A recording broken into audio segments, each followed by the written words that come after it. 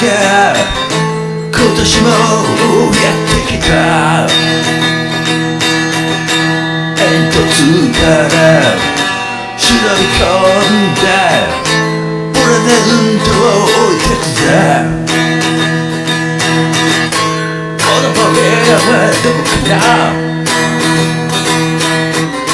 この壁の向こうかな。サンタがドアを開けたらそこで親がやっていた。サンタは間違えた、部屋を間違えた。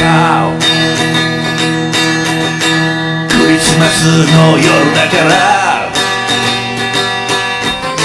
ママがバックでやられてた。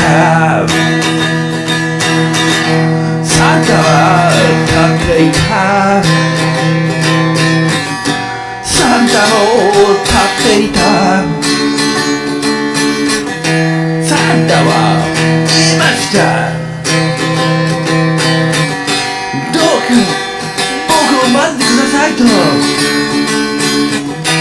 ズボンを脱いで飛び込んだ。あわてんぼうのサンタクロース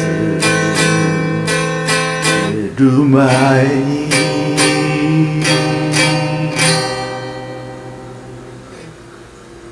出ちゃった。